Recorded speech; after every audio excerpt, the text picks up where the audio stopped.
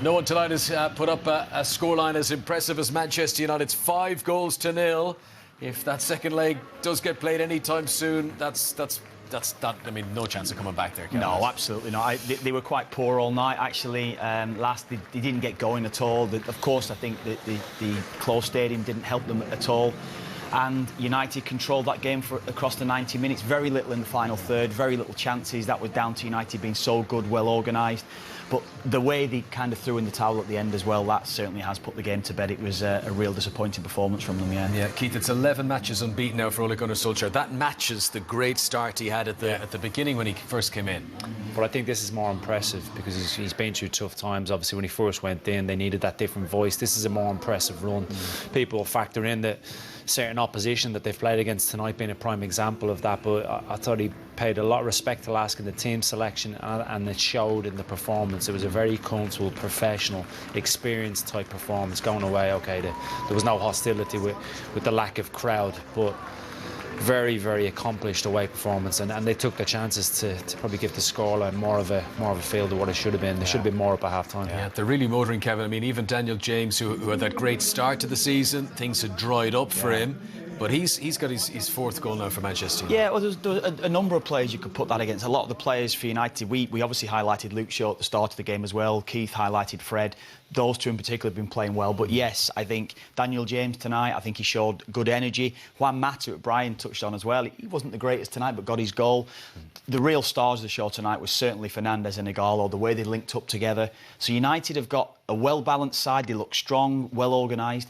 But going forward, there's certainly a lot... I feel as though there's a lot more movement and there's real energy about them now. We can have a look at that Daniel James goal. I mean, to me, watching this goal, it looks like it's in a training match. It feels like it's a goal in an empty stadium. Yeah, I think a lot of the game was like that anyway. Ighalo, we highlighted, it was great from Ighalo. He comes off the defenders, gets on the half turns, frees up James. Maybe he could have given it back to Ighalo at one stage, but it was just the positivity from him. Always looking, yes, to get it on his right foot.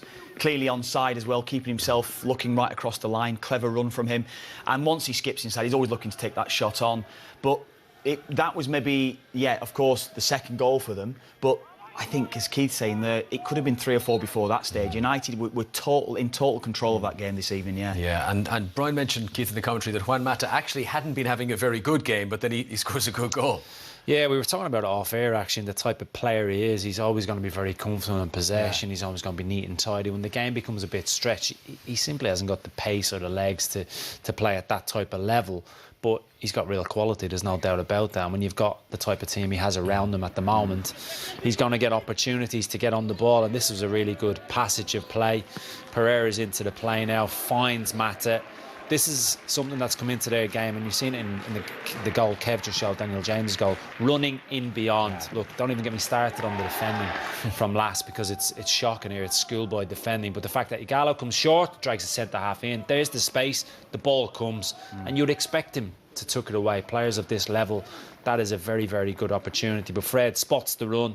Those runs weren't happening before for Manchester United. They were all come to feed. There was a nervousness about their play, but it's certainly been a feature of how they've played in recent weeks. Yeah, definitely. Kevin, they'll be raging. There's such uncertainty about whether fixtures are going to get played now, because you said right at the start of the programme, this is probably as well as Manchester United have played in years. Yeah, I think that. I think it's key. You both touched on before, yes, they had this run when Solskjaer took over, but this is absolutely more impressive with what has happened this season. Solskjaer under pressure, people questioning his job as well, but so impressive the way. I've been impressed yet. 1 or 2 signs. Fernandes has made a huge difference to United. That's undoubted. But I think Maguire's now starting to find his feet. Whether it's he played alongside Bailly tonight, but Lindelof has been the mainstay alongside Maguire. As a back four, United look strong, and I just think, yeah, they want to continue this now. They want to carry on. I'm sure that's what Solskjaer's thinking himself, but it looks as though there could be a halt, and that might be a big hindrance to United. Yeah, really, yeah. Keith, 3-0 would have been a great scoreline away from home, but those late goals really put the cherry on top. Yeah, they killed the second leg a little bit for us, but Manchester United won't care, and it's good to see the young players coming on and having that influence. Greenwood is a player that I really, really like. Gomez as well, coming into the action. Greenwood's very versatile in terms of how he can play, and this is the freedom in which they're playing with. Another theme. There you go. There's the run forward and there's the ball.